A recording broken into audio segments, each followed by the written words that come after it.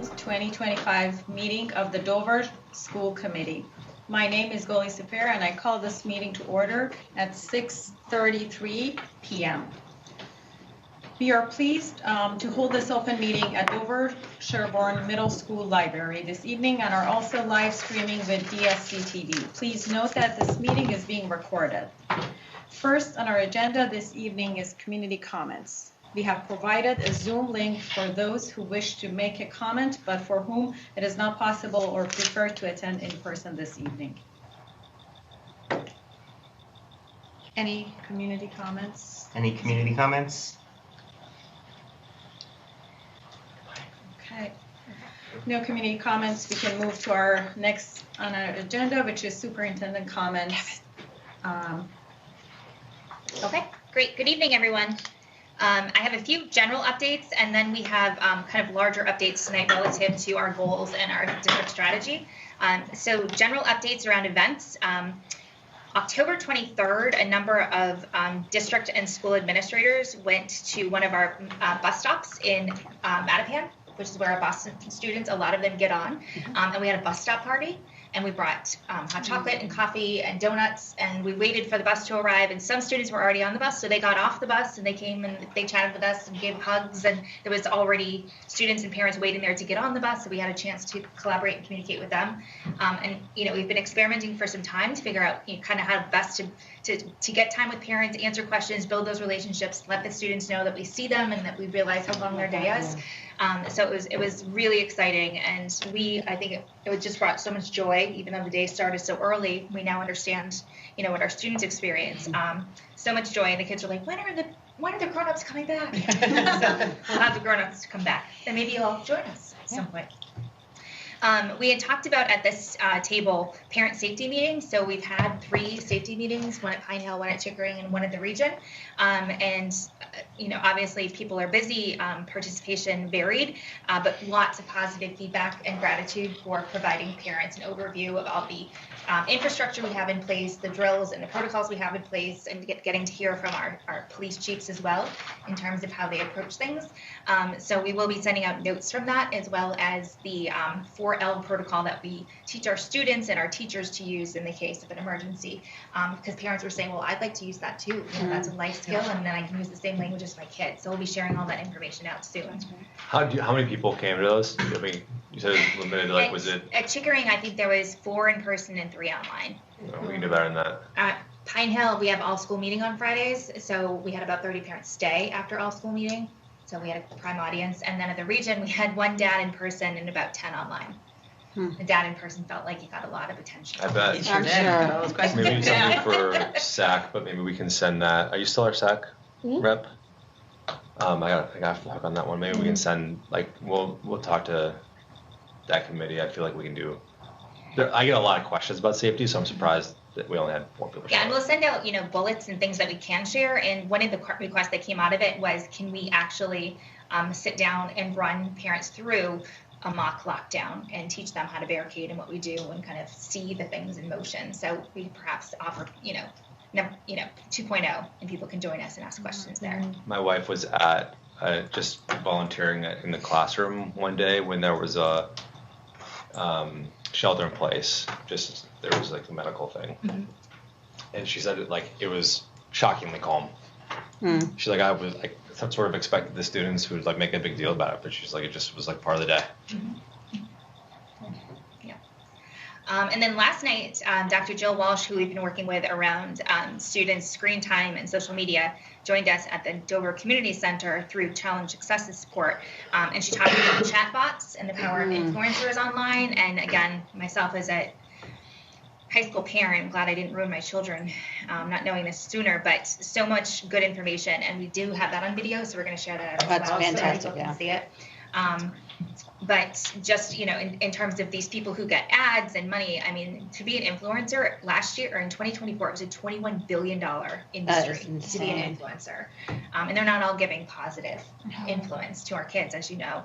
And that the goal of AI, as we continue to work with ChatGPT and Gemini, is to hook you and get you to stay there.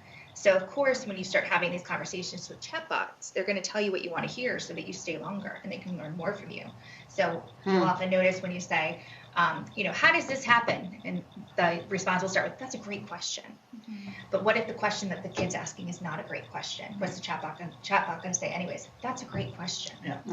And so things can really take a left turn there. So much to gain from that. I highly recommend watching that when that comes out. And a reminder to all of us that we should be having conversations with our kids about what they're watching online and what they're interacting with online. Just to kind of get rid of the stigma and say, like, no, this is a family discussion about what you're allowed to see. Budget planning is happening, and we'll hear more about that later this evening, so we'll put that on hold. And lastly, negotiations between the school committees and the DSEA continue. We had a second session with the DSEA on November 12th, where we started to trade proposals, and we have another meeting coming up on December 10th, and thank you again to Kate and Jesse for serving on that committee. Otherwise, a couple presentations. I'm going to talk about a professional growth study, and then Denny's going to talk about an update with literacy and our elementary instructional time study. So, okay. If you rewind back to 2022 and 23, when Denny and I started in our roles, we went through the strategic planning process, and we interviewed lots of stakeholders, looked at lots of data, lots of documents, and came up with our kind of 5 buckets of improvement, one of them being professional learning and growth. What we found at that time is we have lots of strengths in our district around highly skilled educators, collaborative culture, but areas where we identified as needing growth were around instructional support. How do we support teaching and learning? Are there gaps in the professional development that we're offering our teachers? How can we increase collaboration time between them? And how can we make the evaluation process more meaningful and reflective as opposed to just checking the box to get it done? So, in time, we finally got to the point where we said one of the goals is to examine the current leadership model to ensure adequate instructional support to achieve the district's vision of 21st century teaching and learning. So we want the kids to be at the center of learning and do the heavy lifting. Do we have the correct support structures in place to make that happen? So last year we had an outside group come in, Athena K-12. They are current and former district and school administrators who helped us look at this from an objective point of view, knowing education firsthand. And so they kind of looked at 3 components of our professional growth. One is our leadership model, which you see here on the left, Denny being the glue that ties everything together. And then from there, you have your 4 principals. And then at the elementary level, you have coaches and PLC leaders who support the principals. The coaches obviously getting into the classrooms and working on the teaching and implementing the curriculum. The PLC leaders work grade levels, so you have a first grade PLC leader, a second grade, and they're kind of the glue for those grades. And then when you look at the secondary level, at the middle school, you have curriculum leaders who are each responsible for a department, whether it's science, social studies, etc. At the high school, same thing. So is this the correct model for us? Is this enough glue? Is this enough support for our teachers to move towards that 21st century model? Then we also asked to look into our evaluation system and whether or not that needs to be changed. And then how are we doing with professional development? Are we offering things that teachers want, teachers need, and that will help move us forward? And so there's the ad for this year's December PD Day right after Thanksgiving. So there was 3 prongs to the study. Focus groups was the first. A lit review was the second, and looking at comparable districts was the third. And then we triangulated that data. So all across the district, we asked people questions around the instructional leadership model of who's in place to support us. What do you think about our evaluation process? And then how are we doing with professional development? So we had groups of educators come together, K-12. We met with each of those instructional groups individually. So the elementary PLC leaders, the coaches, the curriculum leaders, department chairs, union presidents, the principals, assistant principals, special education coordinators. So everybody had a chance to come to the table and give feedback on those 3 areas. Then we did a lit review. Okay, this is how Dover-Sherburne's functioning. This is what's working. This is what's not. What does research and best practice tell us works? And how might we use that to inform us moving forward? And then the third one is looking at districts that we compare ourselves to with academic achievement in terms of hiring and retaining teachers, in terms of negotiating. Is there anything they're doing differently that we can learn to do or not to do? And then how do we bring that all together? I think one of the strengths of this study is oftentimes you have an agency come in, collect all this data, and then say, here's your solution, get to it. But then people just read the last page and they're like, okay, this is what we have to do. And we said, please don't do that. 1, it'll save us money if you don't do that. And 2, it's going to force people to like dig into the dirt and get dirty and figure out the solutions on their own, which is what we've spent the last spring and summer and fall doing with all of these people listed on the screen. So what did DS folks tell us? That in terms of the leadership roles I mentioned, K to 12, there's unclear and expectations and uneven time in terms of how any one of those groups, how much time they get to work with their educators. Administrators are stretched super thin, often being stuck doing managerial tasks as opposed to actually working on teaching and learning.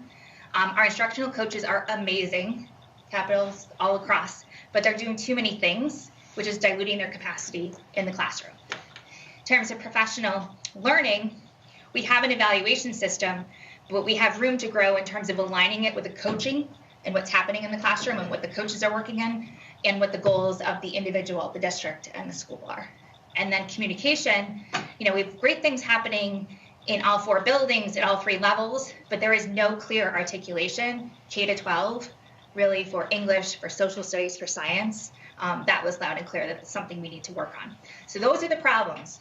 Lots of things going well. Do the curriculums tie? Like I know, like for example, at Chickering, they've just started a new math curriculum. Mm-hmm. Does that support the learning in middle and high? Like do those cascade appropriately? Yeah, so that's Denny's job right now is it's cascading upwards, right? So he's working on the middle school curriculum and some shifts there, which will eventually, trickle up to the high school. To bring more continuity. Yeah, same in English and the other subjects, but it takes a long time because, we'll talk about findings later, but the glue for all 13 grades, because we're K to 12 and all 8 subjects, is Denny. There's one quarterback who can carry one football down the field at a time. So if he's working on the math curriculum, there's a lot of other things that aren't getting done. So I know from being in his position formerly, I felt like all I did was spin plates. Like I'd spin a plate, I'd turn around to take care of something else or help a different grade or a different discipline, that plate would stop spinning. Mm-hmm. And it's like years go by and nothing changed. So we'll talk about that. So what does research say is best practice? There's 2 kinds of leadership, and you kind of need both. The transformational leadership, it's about having a vision and trust in building culture. And then distributed leadership is when it's not just one person making all the decisions, but you have a strong vision and you've built trust in a culture, but then you take the leadership opportunities and the opportunities to make those change and make decisions on the ground and share that with lots of people. So we want both of those. In that, research clearly says that department chairs are in a really pivotal position to do both of those things because they're on the ground with the teachers inside the classrooms. Now, a department head here, by name and by title, only occurs at the high school. However, the definition of department head in research is any teacher leader, so that could be elementary, middle, or high school, who has supervisory duties. So if they have the ability to work with teachers and give them constructive feedback and hold them accountable, that's where the magic happens. Right now, we only partially have that at the high school. What research also says is that instructional coaches are incredibly powerful because instead of having one workshop on, math fluency, 1 and done 2-hour workshop that you never revisit again, the coaches can be there every day in the classroom with you, giving you constant feedback as you grow. So giving teacher leaders supervisory duties and having those coaches is definitely something research says we should be doing. And research also says that districts that invest in training their teacher leaders, providing them with release time, yes, they can still be teaching and still be in practice, but they need time to work with the other teachers to give them support and provide feedback and coaching is really super important. Okay, so we have the problem, we have some ideas. Can we learn from others? So we looked at 6 similar districts. If you look at the comparables that we used during negotiations, there's 6 of those 7. What do they all have in common? They all have an assistant superintendent who's the central driver of change. Check, we've got that. They have department chairs and curriculum coordinators to make sure that K-12 curriculum is aligned in each of the subject areas. And all of those people have release time. So if you think about the easiest example is a secondary teacher. Our middle and high school teachers teach 5 subjects. The curriculum leaders at the middle school teach 5 subjects. They get no time off to work with teachers. At the high school, they teach 4 out of 5 classes. So they get a 0.2 to be an instructional leader. Every other district that we compare ourselves to, their department chairs teach 2 out of 5 or 3 out of 5. Wow. They have a lot more time to get this work done. Instructional coaches, again, super important in other districts, and they're using them well. There's dedicated time for the coaches and the department chairs to work with their teams and their departments, and that this takes a financial investment to make all of these things happen, but there is an impact on student outcomes. So if we're looking for shifts in our curriculum to make sure that our math curriculum goes well, our soon-to-be new literacy curriculum, that we're seeing an upward trend with our MCAS scores, we need to invest in these pieces. So next steps, again, all of the positives, which would be slides and slides and slides, are simply summarized in this one sentence, which says, you know, we really have skilled educators, we have a collaborative culture, and we're committed to excellence, and we have room to grow. So that means clarifying and standardizing the leadership roles and expectations across those different levels, expanding capacity for department chairs. Again, that can be elementary, middle, or high school, giving them time and supervisory duties so that they have some strength and accountability. And instructional coaches cannot be stretched. They need to really focus on teaching and learning. We need to connect our professional learning exercises and our evaluation system to make sure that it's all connected and that it's not just a check the box activity that we have to do. We want to make sure that there's time for teams of teachers, whether it's grade levels or departments, to work together and look at data and look at instruction and not just plan activities. And that we really need a process to start aligning this K-12 curriculum that's more formal because, you know, Denny can carry one football each year. So moving forward, we are going to continue working with our principals. We're continuing to meet with our PLC curriculum leaders and our department chairs, taking all this to account. And again, we didn't have a here's what you need to do. So we're taking all that information and saying, what does this make? How does this make sense for Dover-Sherburne, and what's our next step? So to be continued, we'll be coming back with recommendations in terms of any of those jobs and their descriptions and any impact that might have on the budget, ideally before March. I mean, it doesn't seem budget. It seems like this should be resulting in an ask for more either teachers, teacher coordinators, PLCs, right? Like I Something, imagine, right? yeah. Or a different use of resources. Yeah. Different use. How? What do you mean by that? Like we have people, maybe we're going to use them differently. Right. But Yeah. they don't know yet, they just have to look into it. Right. But there's definitely going to be some shifts. Really interesting. That's cool. Yeah. So Thanks for sharing. that's my update. More to come. And then Denny has the other 2 updates. All right, so a ELA program review update. So a reminder of where we've been. So last year we began reviewing research on literacy. We gave a parent caregiver survey last February that was gathering feedback from the community on what they were looking for out of ELA programming. And then we shared a Q&A document with the community. We convened a program review committee. We had 4 meetings last spring. It's made up of teachers, special educators, our multilingual learner teacher. So we had 4 meetings. We established the elementary ELA vision statement and the criteria for what would we be looking for in a strong elementary ELA program. And then this summer we had fantastic educators that used their time to evaluate against a rubric our current curriculum, which is Units of Study, Foundations, and Hegarty. So where we are right now is a decision on whether we're going to keep our current programs or whether we're going to move to pilot new ones. I won't read through this, but this was the vision statement that the committee came up with. It's a wonderful vision statement. It's on the Teaching and Learning website as well. So our findings, based on our educator input, community feedback, we've determined that Units of Study, our current elementary ELA curriculum, does not meet the criteria that was established by our literacy committee. Additionally, there are concerns relating to our early literacy programs, our phonics programs called Foundations. We're going to kind of put a hold on this because if we're investigating a new ELA program, some of them have the phonics built into the whole thing. Others maintain it as a separate block or separate program. So we kind of have to see through the pilot process where that takes us. So there could be a scenario where we keep Foundations and we kind of fix some of the pacing issues, or a scenario where we move away from Foundations because the phonics is built into the curriculum itself. So here's just a summary of what we found. So units of study, which you'll see abbreviated as UOS here, it scored really high in terms of providing voice and choice for students. Book clubs are very, very popular where students get to pick books that they read and discuss them with their peers. A lot of students thrive under the independent reading, and it fosters a love of reading for many students. That was a lot of the positive feedback. Some aspects of the workshop model that's part of units of study are beneficial. Small group conferring where teachers can meet and go over specific skills with students. But what we found in going through our review process was that at this point, most teachers have made significant changes to the original program. So people who are actually doing units of study kind of by the book, there's been significant revisions. We've been supplementing with the materials. There's been a lot of research about the science of reading that's come out.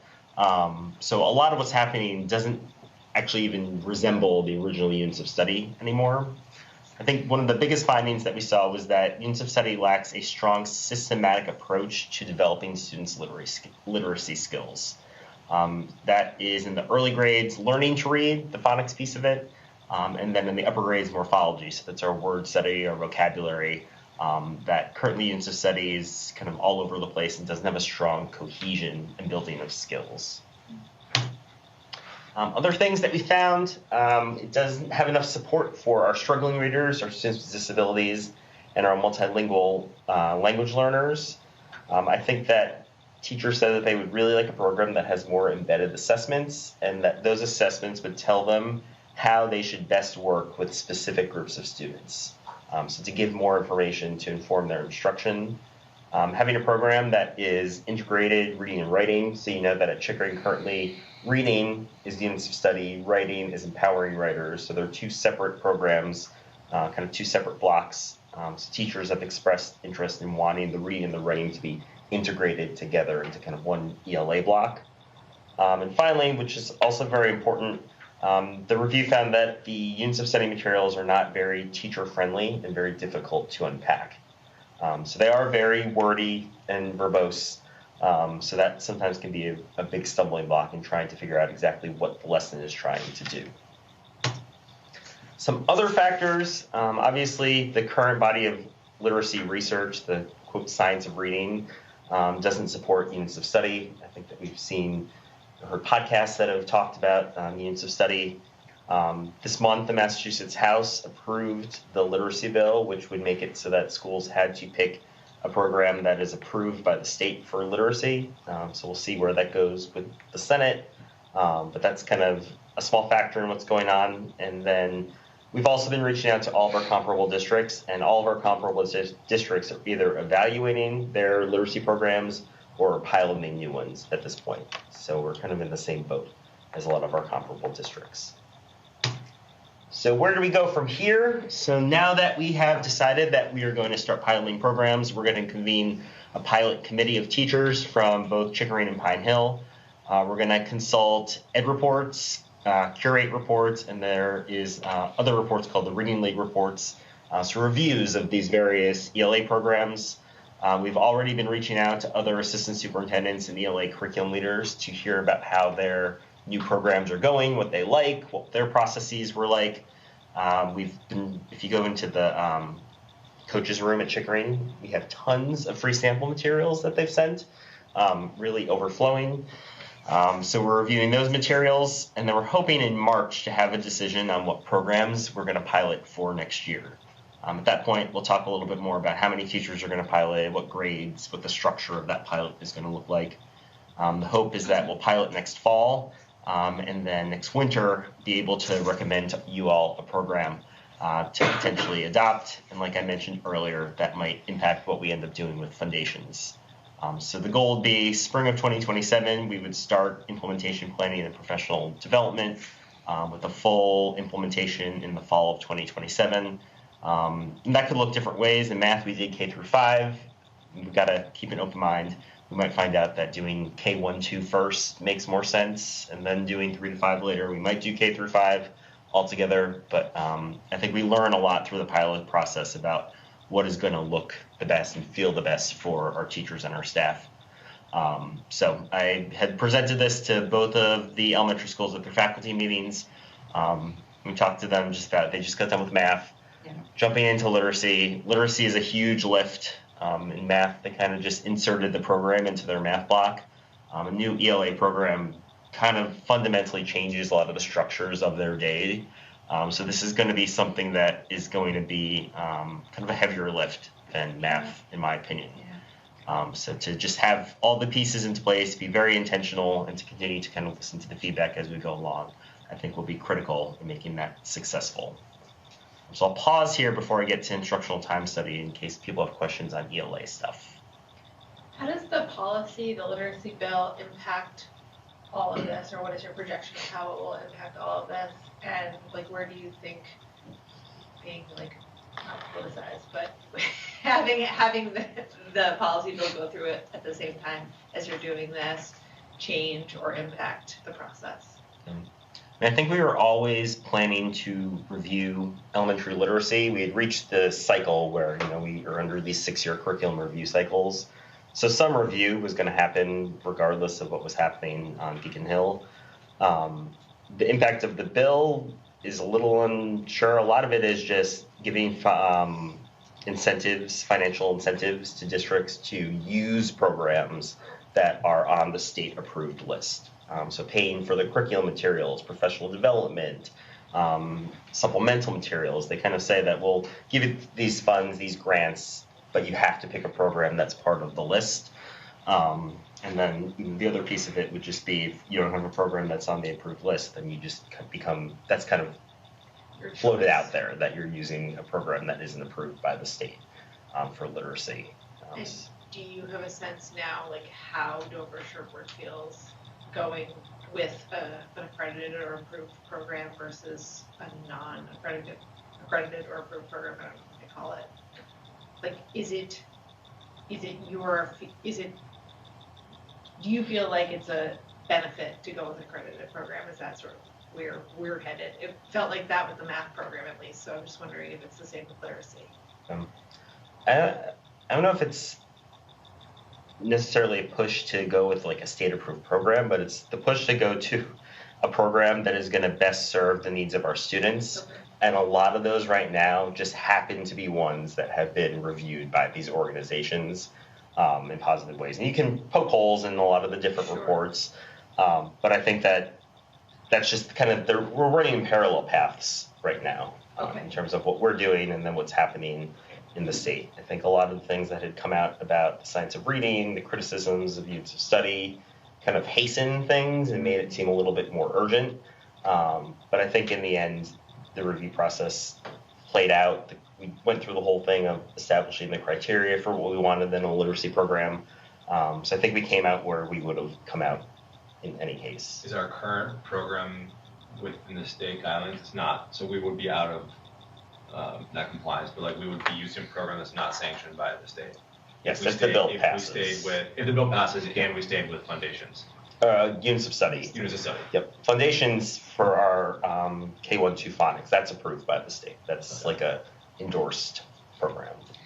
And I think for the standstill, the moment in time, we're using units of study, but to Denny's point, we have supplemented with science of reading materials and so many other things to bring it up to the standard that they're looking for. So we have all these pieces in place. They're just really disjointed and from different programs, right? So is there a better path forward? I think we were in a very similar place with everyday math, is that teachers had worked so hard to make it usable and to make it relevant that it didn't actually resemble the actual curriculum program anymore. So I think that's where we're at with units of study. And again, props to our literacy coaches who have been doing a lot of work working with teachers and fine-tuning things and switching things here and there. You said that that's a normal review, like we have a 6-year program of curriculum reviews. Is that normal for the program to be sort of peanut butter and duct taped over the course of that period of time so that like what it is today is really not what the program was designed to do 6 years ago? I mean, that might be a crude description of like how it actually comes out in practice, but I sort of heard that for both math and now for units of study, and that we've kind of made it our own. I mean, a lot of times that's why textbook companies and curriculum programs, they have revisions and they come out with a 2nd edition or a 3rd edition. So sometimes districts will make the decision throughout that curriculum review process to shift to a newer edition of the program that has more research, has evolved with the times and the landscape in which things have changed. Sometimes districts will stay with the older programs. So one of the ELA curriculums that is being used is called EL. So some districts have used the older version of it, some this year upgraded to the 2025 version of it. So it kind of depends. Through that review process, you determine whether or not things should just be revised internally and we can make the changes ourselves, or if you need to actually upgrade to a different version of the program or look to a completely different program as well. So in this case, the teachers that reviewed the program found that they didn't think it could be revised any further, that it kind of had lived its life and that we needed to shift to something else. Just for perspective, everyday math has been around probably for almost 20 years. So it's not like it was just 6 years ago. Yeah. It came in when actually both Pine Hill and Chickering, every teacher was doing their own math curriculum.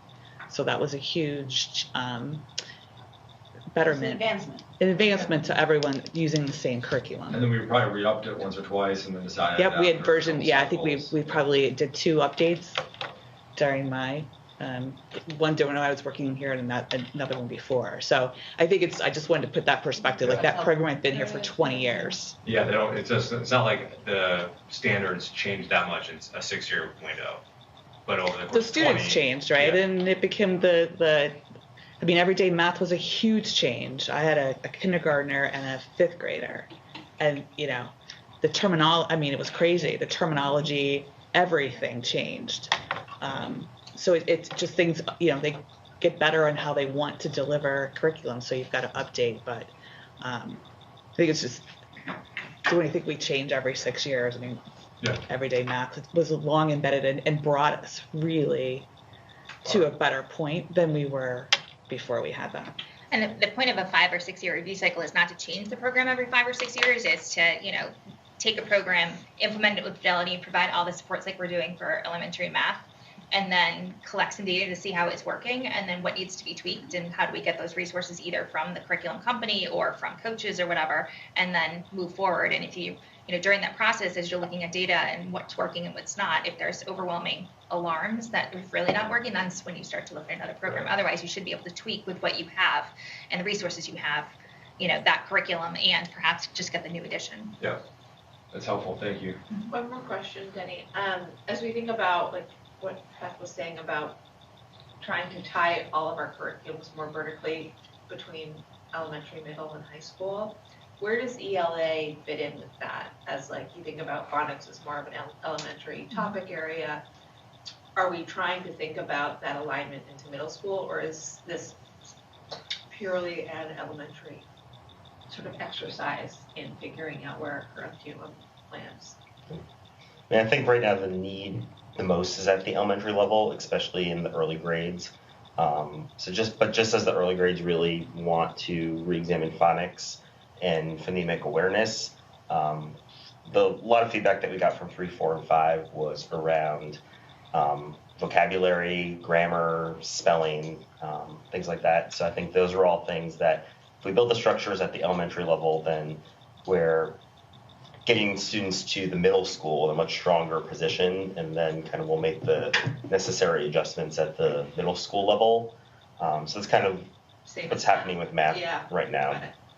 And then when you look at all the data points that we have at the middle school, one of which is MCAS we reviewed most recently, remind us of what some of the findings were in terms of areas we do need to work on at the middle school that will likely flow as we go up the ladder. I mean, a lot of it is on rating that we need to kind of show improvements on as a whole district. And that's been since the beginning of time, I will say. Right. We've had so many writers' workshop. We changed. That's something I will say we've changed a lot. But I don't think we've found that sweet spot yet for writing, the thing that helps, because it's different for every student, but we've been through a lot of gyrations of what writing should be. So If we can get our elementaries doing the same thing well, then we can continue it'll to feed build on on that. Exactly. That's the one strand I see from elementary is the writing. And that's kind of to Beth's point about spitting plates. We'll be working on this at the elementary level. Right now, the high school English department is working on how to give feedback on writing assignments. So they're kind of working on that at the high school. So it's kind of going to all the different places and making sure that things are up and moving. So that is ELA. The last part, sorry for the slide-heavy evening, is an update on our instructional time study. So last year, we started to want to look at how minutes were being spent during the day. So we had wonderful volunteers that agreed, this was voluntary, to track every minute of their day for 2 weeks. Wow. And the best part about it is that a lot of them said that they were initially dreading this, but they actually liked doing it in the end, and like putting together their spreadsheets. So that made me happy to hear that. The initial findings that we got from that, so we had 7 teachers at Chickering and 7 teachers at Pine Hill. There's variation between the 2 schools, and there's variation between teachers even within the same grade level. Some of that is to be expected. We know that the elementary classroom is very dynamic and things just pop up. Like an incident happens at recess and a teacher has the judgment, we're going to gather together, we're going to discuss what happened at recess. Something happens in the morning related to SEL, I'm going to do a read aloud related to that SEL skill. Like that's where we trust our educators to make the choices and the decisions they need that's going to be best for the students. So nothing ever goes as planned, and we know that. Some other things that we took away, science and social studies aren't getting as much time as we'd like them to, but that is not unique to Dover Sherborne, that's everywhere. And then just some wonderings we had were on the amount of time students are spending on technology and engineering. Obviously, media literacy and AI are big topics, health and social emotional learning. So our big takeaway from last year's study was that we needed to study things more. So that brings us into this year, where we are trying to frame our work around this big essential question. So how do we balance the new initiatives? We have a new math curriculum. It looks like we're going to have a new ELA curriculum. I've heard very loud and clear from teachers that our students have growing SEL needs. So how do we balance all that new stuff with what the state says we have to do in the frameworks and with the existing programs that we all have in place? So we're going to try this year to get at these key questions of thinking about what are the priorities for our schools and for the district? What's the best use of time to make sure that all of our students are learning, they're able to meet their own goals during the school day? How can we make sure that we're raising achievement given our district's context? How can we address the social emotional needs for our students? What are some ways that we might be able to streamline time or curriculum to meet multiple goals simultaneously? One of the things that you'll hear about a lot of the new ELA programs is that a lot of them bring science and social studies and integrate them.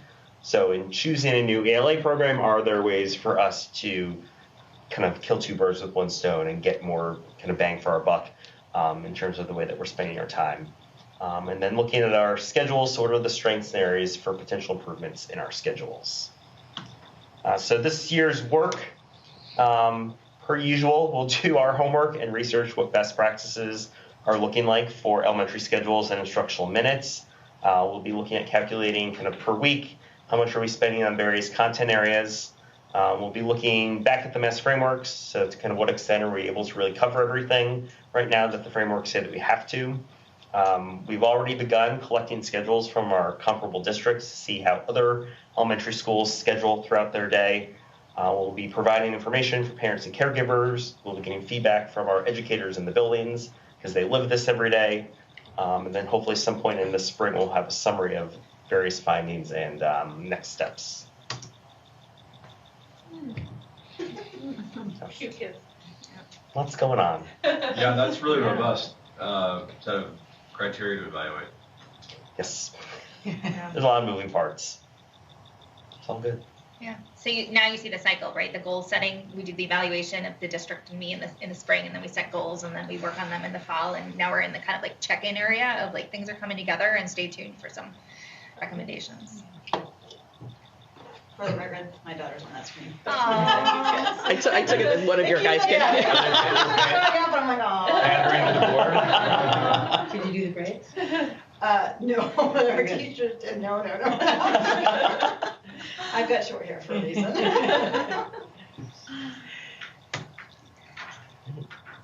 That's great. That's all really exciting stuff. A lot of stuff, but really exciting stuff. Yeah. Thank you. Thank I mean, you. you're really tackling big problems. Yes. So, but like you're with energy and with strategy I'm impressed at how much incremental improvement I've observed over the last 3 years, and it's just seems you guys keep pulling it out. So I don't know how you're doing it, but it's amazing. Thanks. Well, we have a whole team, Yeah. and everybody working together, and it's a lot of hard work, but it's worth it for the kids. We'll get those plates taken care of. Let's check in, Sally. Do you have any questions or comments? No, that was great. Thank you. Great. All right. Any questions? Okay, thank you so much. So next on our agenda is financial reports. That's so boring. Man. This is how it all happens. Is Exactly. we need the people and the money. Exactly. So in your packet is just your monthly warrant report. And as you can see, we process warrants through the town every 2 weeks. So you'll see you've got your October 30th and your November 13th. Our next report is your status of appropriations. And just to give you the most up-to-date reports, and because we're going into the budget season, I always do weird cycle dates. So you've got November 13th. Because at that point you can see we posted all those warrants and we posted a payroll. So this gives you, as up-to-date information as we have. And as you know, I can usually bold any new information. So finances between October meeting and the November meeting. Sorry, Dawn. That's okay. I just want to hear myself. Like being on the field out there with a microphone. But worse. Just close that. Got it. Hey! Okay. Sorry. So everything is as it is. So the report that you had in October is the same with your report that we have today. But I do think there are, this is a good tool to look at as you're looking at the budget, because that's one thing I do. I look to say, okay, what's happening this year that looks like it's different than how we budgeted that we need to take into account for fiscal year 27. So this is also a good tool for when you look at your budget book. And the good news is that we went through a whole month and we didn't have any changes in out of district, which is always a positive. Any questions on any of the current financial? But we're showing, so we didn't manage in this year though to get 5 more than budgeted for out of district placements? Is that what this says? We did. Okay. Yeah, we have 5 more than budgeted. And that's pretty typical.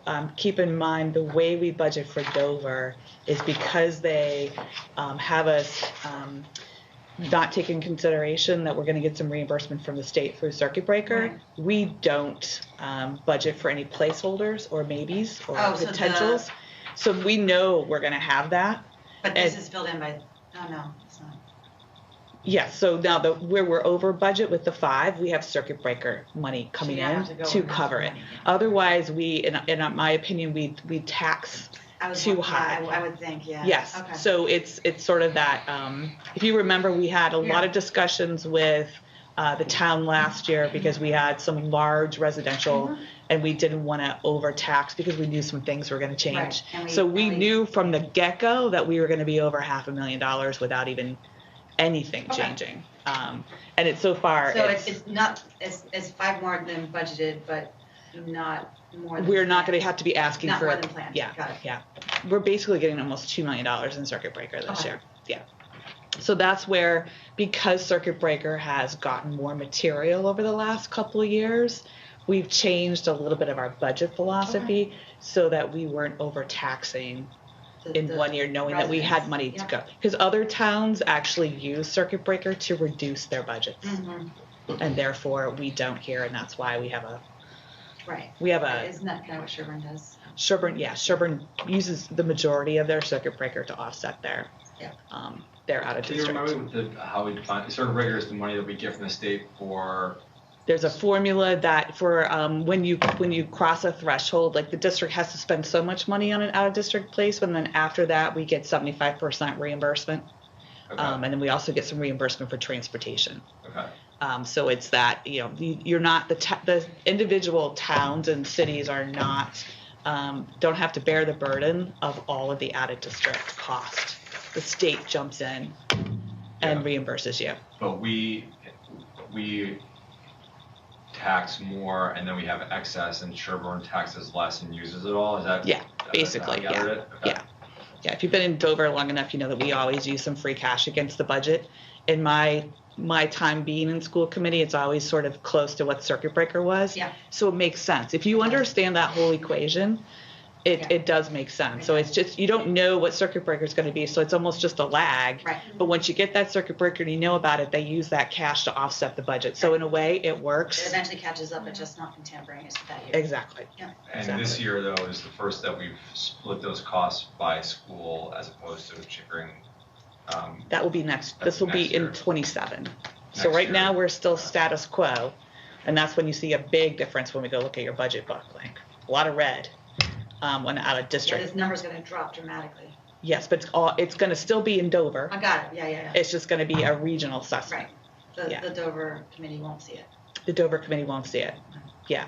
But I want to share with the Dover committee because you've lived with it. So like I said, once I get I'm jumping ahead, but yes. Yeah, gotcha. Our budget will look way smaller, but that's It will. because we're accountable for fewer out of district students.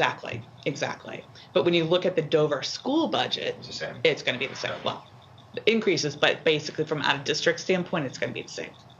So that'll be for me to have to figure out how I'm going to do all this, but Yeah, tricky accounting. it'll be a little bit of a tricky accounting. Okay, so any other questions on where we are in fiscal year 26? Okay, so I see everyone was successful and found their gift, their notebook. And Sally, you have one coming home with your child in their backpack sometime in the next couple of days. So Oh, perfect, thank you. be on the lookout for that. Yeah. It's not math homework.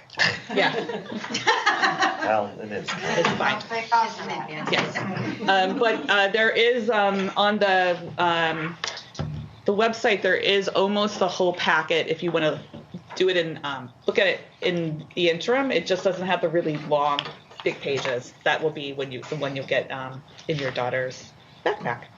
Okay, so looking at fiscal year 27, which I still feel like we're just starting fiscal year 26, but that's just how it rolls because knowing that the towns have to build their budgets, they ask for all the departments, including the schools, to have the budget to them by the middle of December. So in order to sort of pace our work, because we have to do 3 budgets, we actually start in November, and Dover this year is the first one out. So looking at just the overview of the fiscal year 27 operating budget and looking at the assumptions, our assumptions remain pretty consistent from year to year. We have the difference with the out of district this year. I think the key piece for where we start with the budget is we look at the enrollment, and that's in your tab 3. It's because we are centered on how many students we have to educate. So that really sort of is the core of how we start building our budget. So we have a 10-year enrollment history and then a 5-year projection. The projection formulas are looking at the in-migration and the out-migration, always looking at your staple date of October 1st. October 1st actually is the date that we have to report census to the Department of Ed. And so therefore we're using that date because that's an official enrollment date. And that then, we don't necessarily concern ourselves with, three moved in, 2 moved out. We use that October to October. What kind of change did we have?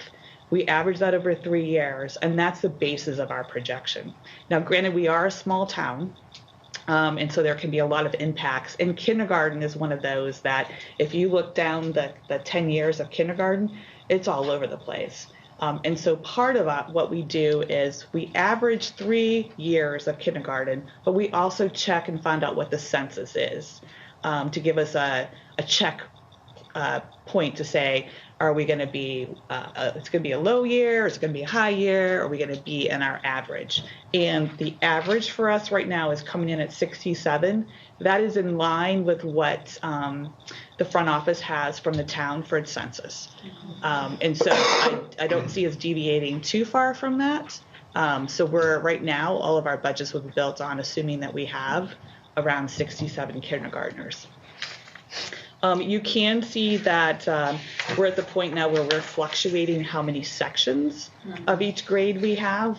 And so we are looking at still maintaining probably 24 sections, same as we have in fiscal year 26.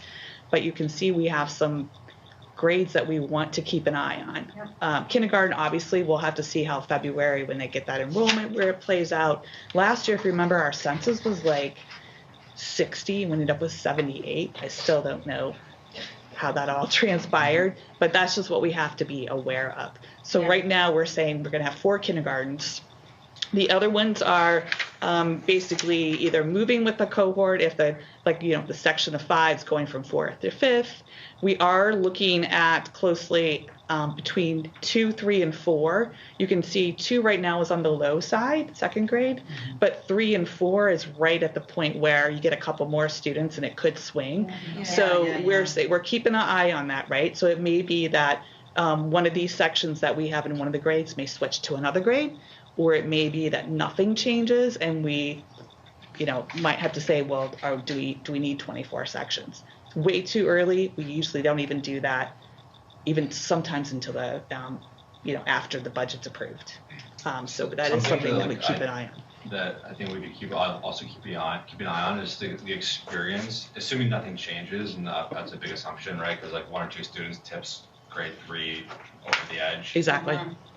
Same with grade 1, but like the experience between a 1st grader and a 2nd grader is like pretty materially different. Like 5 students per class is a big difference, and so we'd love to like find ways for us to smooth that curve out, because on average we're great.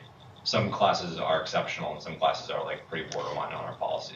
Right, and we do also look at, because we have small cohort, right? We look at the makeup of the cohort too. So we've made decisions in some years that maybe one grade that has less students has we put more sections to it because we know that cohort needs more support. Yeah. So it's we don't always just look at the numbers. We also look at what the composition is of the grade. So, 17 to 22 is going to get you a pretty good class size. I mean, we can go find research that, class size is not necessarily going to make a difference. It's really the curriculum, the educators.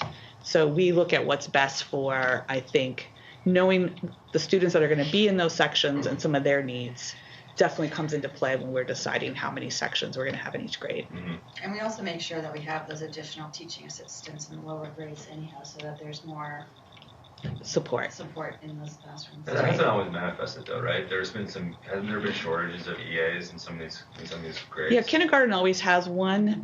As the sections have gone down to like 3 and 4, we really, I think, have 1 per grade right now. Shift around. Yeah. Right, so like the 4th graders all split 1 EA. Correct. Their class sizes are smaller, 18, but I think there's probably an opportunity to think about how we support those students more in some of those, especially some of those bigger cohorts. Well, what's not on here either is the special educators, the English language learners, teachers, the OTs, the PTs who float in too. And some of our specialized programs now that, the students are in and out of the classroom, sometimes in their inclusion setting and sometimes, with their educator outside, but those educators go with them, so. Yeah, and I think grade 3, my daughter has lost 2 students in the classroom this year, so the numbers also are they vary, but. Right, so you can see that builds the base for your budget, right? So how many sections, because then everything builds off that, your specialists, your other supports that we need. So then looking at sort of the second assumption is compliance with the town's budget guidance. I do recommend that you read through that. I don't think you're going to find any new news. I think it's playing out what's happening in the country right now. We're seeing increased prices in our premium costs for healthcare. That impacts Dover overall. It doesn't impact your budget specifically, but know that that's a pressure point for all of our towns. It's a pressure point for the region because we do cover our Which section are we in? so if you're still on section 1. Okay. If you go past your You're operating over, Yes. you've got the warrant Thank you. committee guidance letter in there. Thank you. And then also in there, we talked a lot tonight with Denny and Beth's presentations. You have the district strategy plan, and many of the things that we talked about, you're going to see that are in there. And we also include Chickering's improvement plan because it's important to sort of tie our budget to what the needs are and the happening. You'll see there, we are supporting things. So it's there, I think, is a good reference point for you. as well, just to refresh your memory of what we're trying to fund as we're building the budget.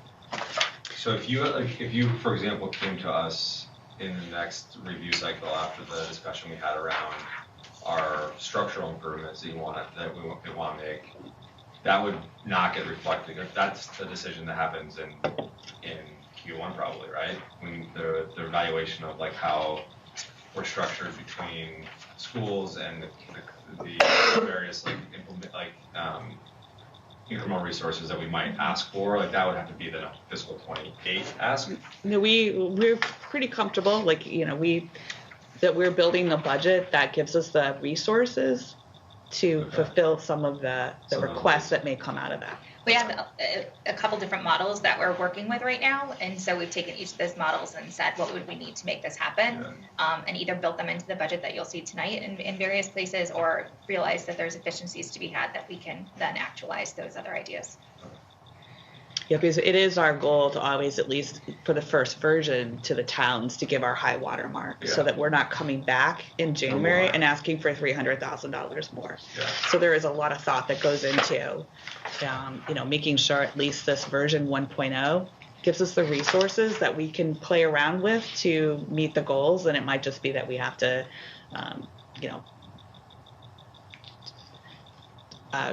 phase it in, but I think that we feel that we've also have to be in compliance. If you read the town's budget guidance, they're looking for a 2.5% increased budget. Well, that's sort of impossible for us because so much of our budget's salaries, and that's just not going to happen. But you have to be careful about how much more you go over that. Yeah. I think we're a well-funded school district, and so I think that's upon us to find ways to spend smarter with the funds that we have. So town says keep it within 2.5%. If we feel like we're going to go way over that, we better explain why. You have to justify. Yeah. And then they probably have to go to a vote in the town because that would require. Well, it goes to the whole. It goes to the whole town budget, right? So that would be something that happens when the town votes on the budget in May. They're voting on the whole budget. That's when the vote takes place. But it's up to us to justify what we're asking for. Yeah. And so we've already talked about, just another assumption is this budget is built on for out of district, that you only have your pre-K through 5th grade. So that is a change from what you're normally used to seeing. And then we are assuming that we're going to continue to get some of our entitlement grants. The one that has the most impact on your budget is our special education grant that funds, a handful of EAs. I think the special education grants are something that potentially will continue. What grants could roll off, because we weren't sure we were even going to get them this year, are the title grants. But when you look at your summary of grants, those aren't big dollars. Those are dollars that we can find to absorb. So I wouldn't have any concern about building this budget and knowing that we haven't added anything in for some of the title grants that we may or may not see, depending on what happens at the federal level. So now it's much easier to look at. Clearly, we've got to look at your budget on an in-district basis, and now the new revised out-of-district, right? So looking at the in-district budget that we're bringing forward to you this evening, we're looking at an in-district operating budget increase of just under $500,000, which is a 5.1% increase. Just so you know, last year version 1.0 rolled out at about a 5.5% increase, and we landed at a 3.47% increase. So there are things that will happen as we go through January, February, and March that hopefully will help us either stay at that 5.1 or come down a little. And that is historically, you're never going to see us have a budget where version 1.1 was lower than any of our subsequent, unless there was something happening with out of district. Big changes is legal services, it looks Yeah, like. I'm narrowing in on that one too. Why legal services? Okay, so that's our reserve. That's where we put the reserve. If you read next to the, if you look at your big pages, where the 400, it's the reserve for all our fiscal year 27 contractual increases. Salary increases, so our contracts. Oh, I got it. Yeah. So for- it's your management reserve and legal services. All right, fine. Yeah. Is that for the union? Like It's for every employee in the district. So So any of the Dover students at Chickering and Right, because we get a portion of the middle school. Nope, that'll be in the region budget. It will So be these in are the just the region budget? employees at Chickering. Okay. Yes, this is just right. So that's that. So So you're yeah. anticipating not anticipating. So that's what we're. Out of being a prudent committee, we are putting roughly 400 aside in the event that we're going to see that come to realization and increase salaries in our budget. Right. So you're I mean, getting ahead of me a little bit, but just so you know, so this is one of the years where we don't have a contract to build the budget off, right? Yeah. So every employee is rolling into this budget at their fiscal year 26 salary.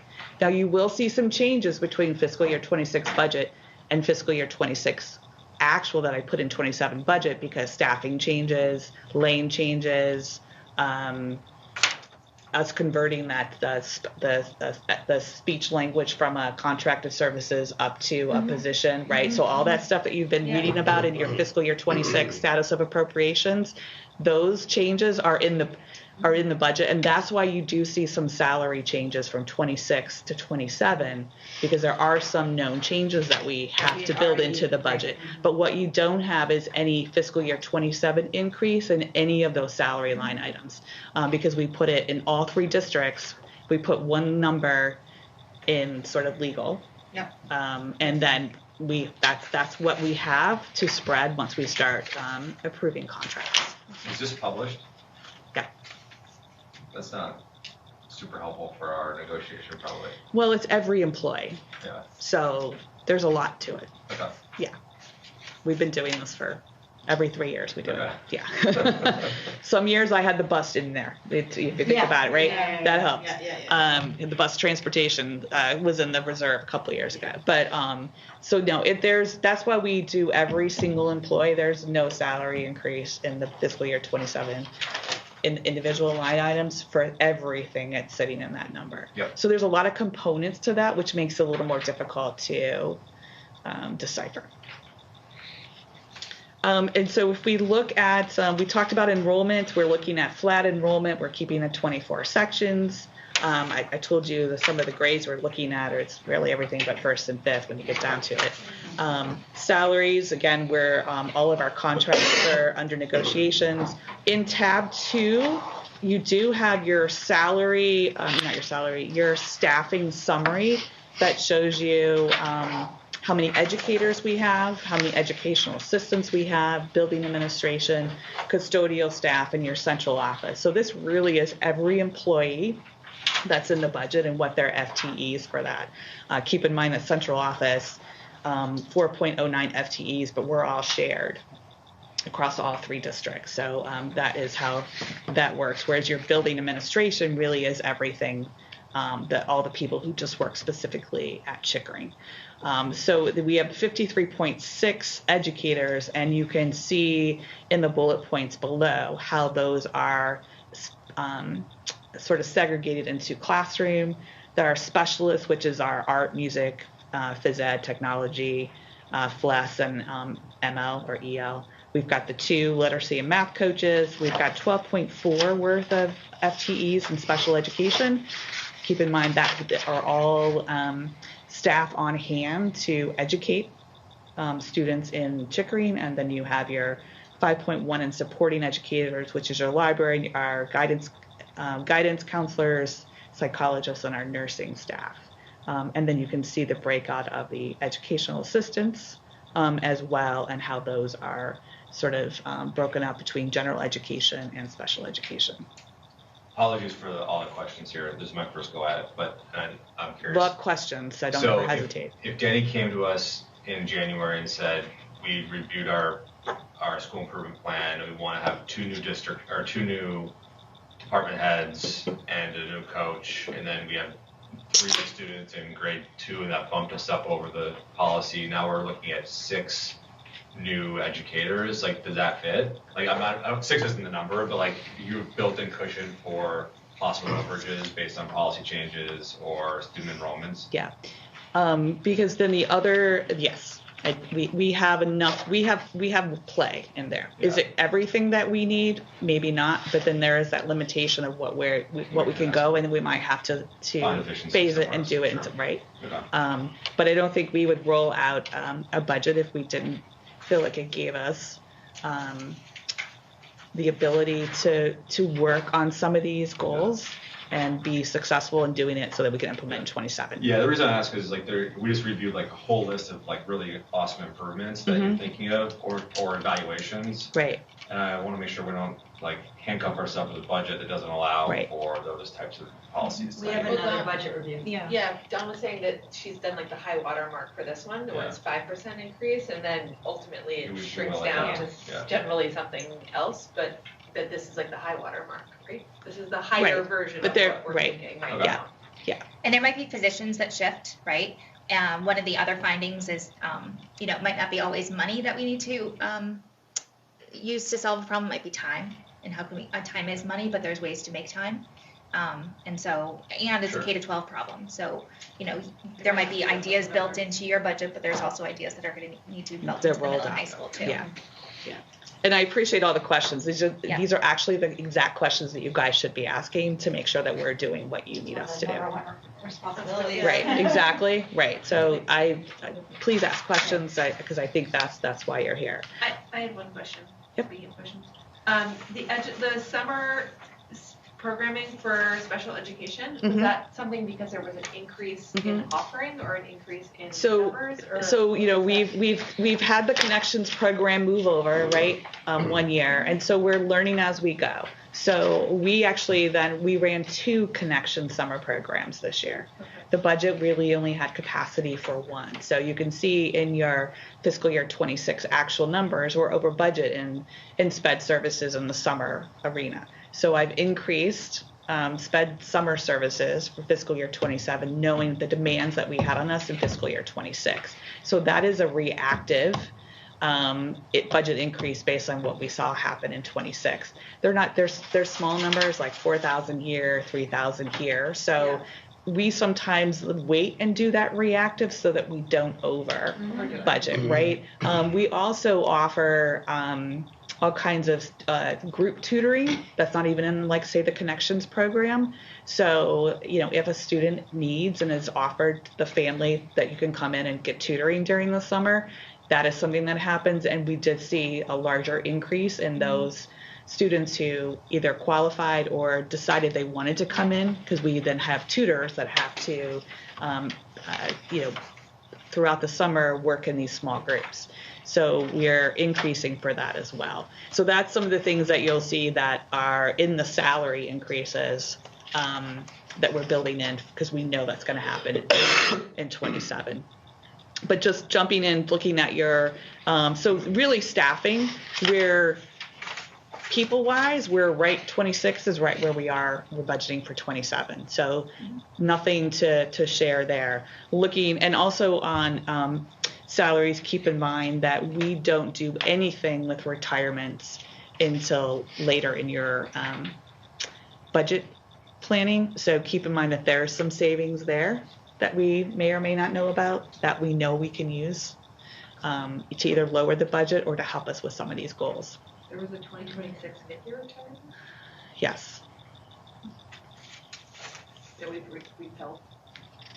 filled. No, it was someone who retired mid-year in 26. Yeah, so they had to build it into the budget for 26. Okay. They retired, so it helped the budget for 27. Fiscal It's a known retirement. Yeah. And then Yeah. also, this is gonna be the year that they're gonna pilot the ELA program, right? It is. So is there any Yes, specific? there is. We have capacity in our textbook line item as it was to meet the needs that Denny mentioned he might need. Yeah. We had left textbooks high because if you remember, we were doing a program where we paid for math for 5 years all in one. And so we were hesitant we took some out last year, but we didn't take tons out. So there is capacity. So we've done almost all the textbooks that we need this year. I see we've got some money left that we could still use to pilot if we need, but we also have money that's capacity there to help in 27. So there, yeah, that is covered. And do we need any extra staffing help due to the piloting, or no? Do you think? That's too early to Yeah. make that determination. And even though we presented these three things as separate, they're very intertwined. Yeah. It makes it complicated, so we're trying to keep it all in mind. But it sounds like you all are doing a great job of giving us a realistic budget that we can work within. We hope that's the plan. And if you mentioned, listen to what Denny said, that sort of if the bill on the state house goes through about the funding, right? So there's going to be potential. Yeah. And we got some of that through Reveal. I mean, through some of the grants that we got through Department of Ed for Reveal paid for a lot of the professional development. So why gross up your budget and ask when we think that there might be other ways? But it's still for PD would really be in your 28 budget because we're going to be doing the pilots and. Yeah, but if that bill passes, then that might be offset by the Exactly. Massachusetts reimbursement. Exactly. Okay. So I think we always play those so that we're not putting more in the budget than we think that we need for purposes of a small town and not having. I mean, the schools is the biggest part of the town's budget. But looking at the expenditures, one of the places where we are seeing an increase that I'll bring to your attention is the technology hardware. It's up about 26,000. We have almost become a one-to-one school for students. If you think about between the K2 using iPads and the 3, 4, 5 using Chromebooks, we became that through COVID money. We used tons of COVID and CARES money to bring all that technology in. It's now getting to the point where it's hard to believe that that's so much in our rearview mirror, but we now are at a point where it's at the end of its useful life and we have to start a replacement cycle for what we have brought in during COVID. So we are working on what will hopefully be a very concise and as streamlined as we can replacement cycle plan for you. It's still in the works, but what I did put in there is what we think we're going to be. So about that $55,000, that may be a number that we see on an ongoing basis, because one thing that we have started doing for the one-to-one program at the middle school, our staff laptops, is using a lease program so that we can have constant expenses versus a spike whenever we have to purchase, right? So we're trying to find that sweet spot of what we can afford on an annual basis and build that through a lease program. So we've been successful in doing that, I think, at the middle school, and now we have to take the Chromebooks and the iPads and find what we need to do with that. So we're still refining that. We will plan on bringing that to you in January once we get a little more data and work a little bit more on the smoothing. But I feel comfortable that that $55,000 will cover what we need to get us in a good shape for fiscal year 27. So we're going to show up with the ask of a 5% increase. Yes. Town gonna freak out? Like, how does that? What happens? They've asked for us to stay within 2.5, right? Yeah, but if that's unrealistic, even if you looked at our normal year of our contracts. Okay. So It's comparable to what we asked for last year. yeah. That is. Yeah, and I think the first round. But I also think is that when you've got a department that's so heavily personnel, They get it. the two, Okay. right? So they're asking for 2.5 town-wide. Yeah. The school department's not necessarily one that's going to be able to I see. abide by that 2.5. So public safety might be flat, and You know, we come in at 5 Or or like something. COLA. Yeah. Like right. It's And it's a salary that's salary. Yeah. driving it. And they request for Always gonna be 2.5, but 1.5. knowing that they, it's very complicated how town, yeah. So, but this is level service. Basically, this is level service, and that's what they ask us to do is level service. Yeah, that's So a good we're meeting some of their demands, but I think that we have trust with the town, and they know that, we're not. That's why I've just been so careful. Like, we don't have cushion in here that every year we're giving back all kinds of money. But we do keep cushion to allow us flexibility within a school year. Yeah. So you got to manage that. And I think that we've proven that we do that. And so I think they appreciate the amount of time that you guys spend on the budget, the amount of time that central office spends on the budget, and know they feel comfortable that, we're looking at it as closely as they would. And it does help that I'm a taxpayer, Beth's a taxpayer. So we've got that lens too. Yeah. And then just the only other increase, and when we're talking about increases, I mean, when you're on a $9.6 million budget, and I'm talking about $8,000 increases, Yeah, it's like it puts it in around there. perspective, Yeah. right? Yeah. But just to get to that level is just our increase in our building maintenance contracted services. But the towns still, I mean, they're very adamant about us spending the money to keep the building in good condition because of what had historically happened with the Carroll School back in the day. So from the get-go, even when I was on school committee, the town was like, we want you to have an adequate building maintenance budget because we want you to take really good care of this building. And we do, but it's costing a little bit more to take care of some things. So we did ask some money there. So in your book, you also have a detail. This is the most detailed that you see are on your large folded pages. This is exactly our general ledger. And then the first page you have mimics what you see on a monthly basis for your status of appropriation. So I added that so you could sort of see how it goes, but you'll be able to take it. This is broken out between salaries and expenditures. Whereas your big sheets are just broken out by your departments. So you've got salaries and expenses integrated in there. It's super easy to follow. Yeah. And as much as I can, I give you explanations of changes.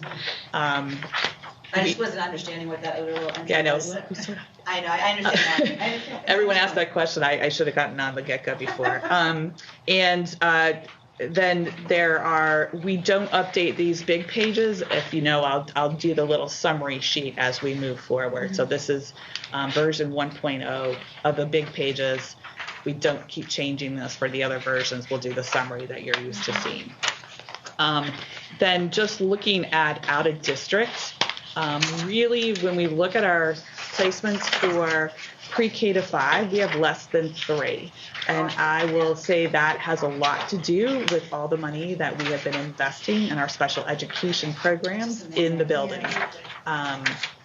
So that is why you'll see that, you're used to seeing, I think, 22 placements. Well, all the other placements will now be in the regions budget. That's amazing.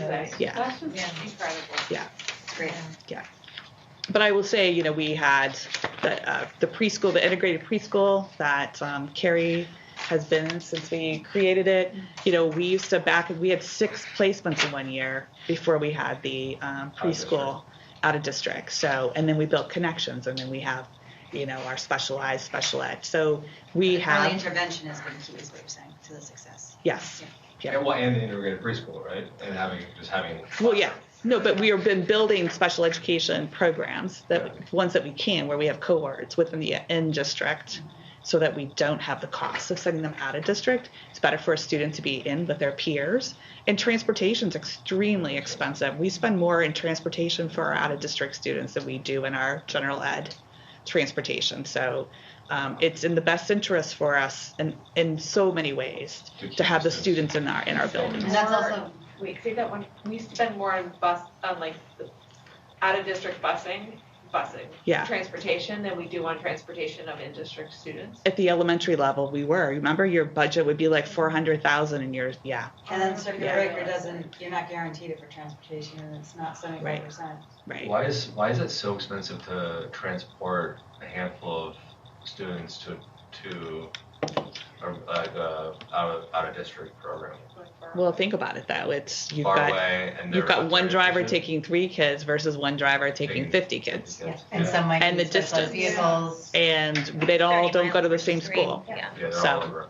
Yeah. So I think this is where you can take this home, spend some time with it. I've given you all the details that I think you need to. There's a sort of a 4-paragraph discussion about the out of district that you can read, but I think we've talked about it, but hopefully you'll understand sort of why we're doing this.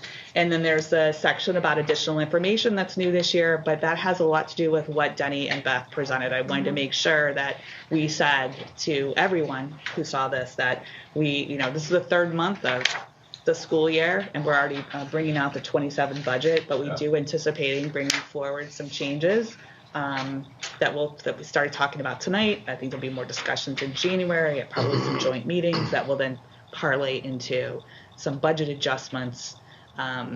It could be budget adjustment here, but it nets out here type things that will be happening. So your next meeting is scheduled for January 13th, which is the night of the joint meeting. I've already talked to Beth. It may be that we might switch your time depending on what presentation is going to happen at the joint meeting, in case it has, that's important to hear before you hear any budget decisions. We'll play around with that, but just keep that in your mind. And then I'm not so sure that we won't change your March 6th date. When I look closely at the town's budget calendar now, they've actually moved it up. Okay. And we may need to move your meeting up a little bit. They're doing their open hearing like a week earlier than normal, because they're trying to get ahead of everything. So depending on where we stand, it may be that there's not a lot of change on March 6th, so it'll be okay. Their open hearing's on March 9th. We usually have a week in between. So we'll see how that plays out. But know that, every meeting from now, for January meeting, the joint meeting, and then whatever we have March or end of February, we'll bring as much new information to you so that when we finalize the budget in March, we're in a really good position to, kick off fiscal year 27 as strong as we can, but still being respectful of the town's financial restraints. You can always predict how long a meeting's going to be by the number of seltzers that Denny brings. Yeah. Tonight's 2 seltzer nights. Sometimes it's 1. Yeah. January might be 3. Oh, wow. Well, I'm glad I could come. I was on virtual the last couple, and this was a great meeting. Thank you. Yeah. And just for your purposes, in your tab 4, you have the capital that we approved in October, knowing that we're not asking the town for anything, but it's good to keep it all in your. Well, you've got the 5-year plan, which is helpful. Exactly. Yeah. My girls are really up. Leo, the bus driver, is leaving, and it's really traumatic for the Bilkey family. So I appreciate if we could evaluate that for next time. We just lost Miss Johnson after How 48 much- years. I hear you. It was hard. Yeah. It is to Great become fellow part of your community. family. Exactly. Yeah. Yeah. Oh my they do. gosh. I love Leo. Yeah. He's so great. He's moving on sat something next else. to our bus driver for the upper school or middle school production last year, and his daughter, and it was like the sweetest experience. Oh, yeah. He's possible. Yeah. So I do need to ask you to approve Yeah. version okay. 1.0 so we can submit it to the Yeah. town. All right. Any more questions? Can we start wording? Okay. May I have a motion to approve the fiscal year 27 operating budget version 1.0? Martha Castle, so Thank you. Thank you. May I have a second? Second. Thank you. Any further discussion? All in favor? Any opposed? Motion carries unanimously.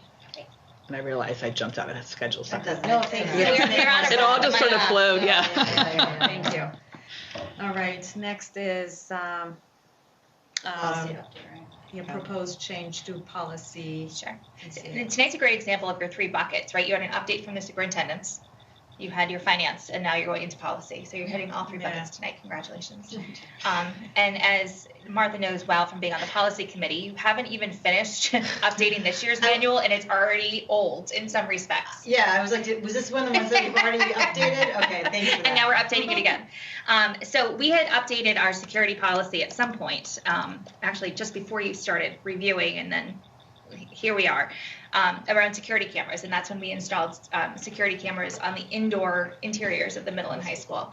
Now we're proposing that in the year 2025, where our student population is changing and becoming more diverse and having some social emotional needs, that perhaps we should install some cameras on our school buses as well, both to be a deterrent for making bad choices. And unfortunately, when bad choices are made, it'll cut down the investigation time for assistant principals so they can focus on teaching and learning and not interviewing kids all day. So that said, we'd like to expand that policy, ECAF, to include buses not only in the school buildings and on the school grounds, but also on school transportation vehicles. So your first read tonight, happy to answer any questions you have. I think that's so helpful. I mean, for Yeah. the deterrent and for the investigation. Yeah, I think that's Yeah. what else she needed. The vocabulary expander, like, yes, please. I mean, and not just It's like at on catch me level. outside. Yeah, Yeah. but as a deterrent, the Yes. camera's right there. True. It's not Yeah. just the bus driver having to be the bad That's right. woman or guy. On the exterior of the building? Yeah, the elementaries have them on the exterior, Okay, and here we have them on both. okay, great. So elementary doesn't have inside, okay. Is there a reason why?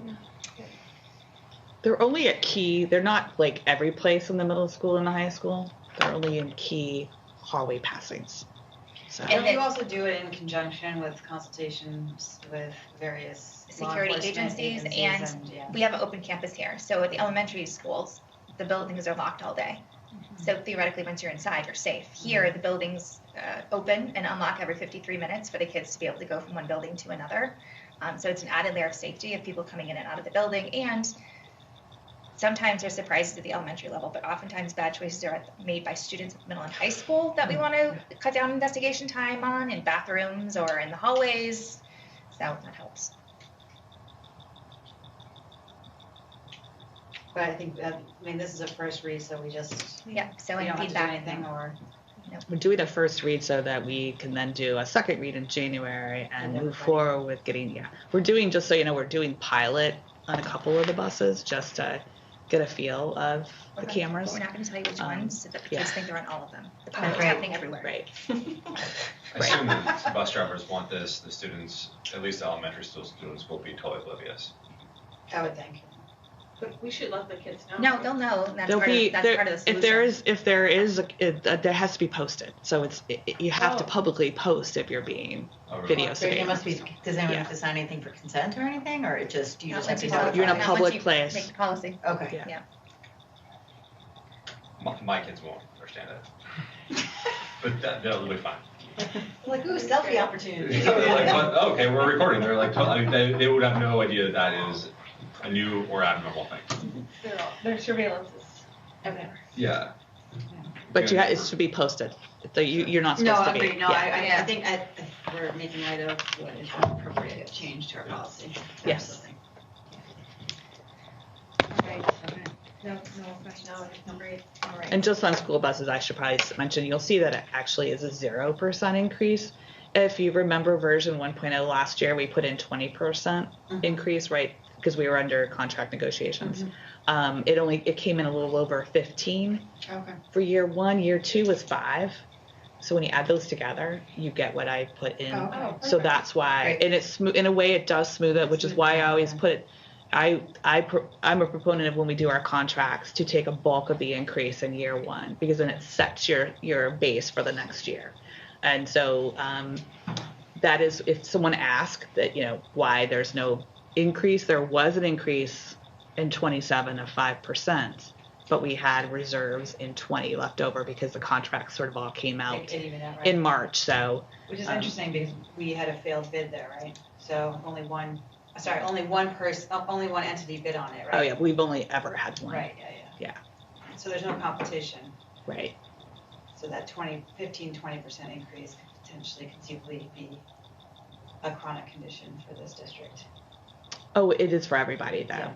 It's when you do a 5-year contract, and the fact that we want new buses every 5 years, there is a right, built-in, right? So there's built into your, okay, yeah. But then if you look at that increase, we have it over 5 years. And so when we get to some of the other years, it's like 2%, 3%. There's an incentive for you to elect the 4th and 5th year, which are optional in your contracts because it's so price. Exactly. Okay, got it. Yeah.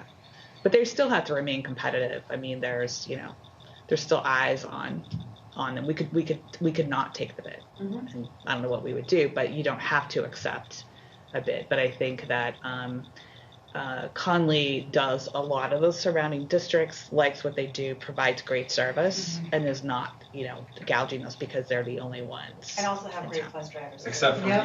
now we should rebid it because Leo's gone. Okay. So that brings us to consent items, which is approval of minutes from October 21st. Any? Kate Cook, so moved. Thank you. Martha Kessler. Thank you, Martha. All in favor? All right. Good. Yeah. And we have informational items attached to the package. Any questions about that? Any specific items for January 13 meeting? As you were reviewing, if you do have any questions, just send them to Goalie, because it's not unusual for the chair to give Beth a whole list of questions that then I incorporate into whatever presentation we do in January. So Yeah. if you find more things as you look more in detail, please just let Goalie know. Let me know if you come up with any items for January 13th meeting, yeah. And then the start time for now is 5:30, right? We'll look at the agenda and see what makes sense Okay. between you and the joint. Okay, Yeah. sounds good. All right, may I have a motion to adjourn the meeting? Thank you. May I have a second? Thank you, all in favor? Good. Thank you all. Thank you, the meeting is adjourned at 8:02. Thank you, Sally. Thank you.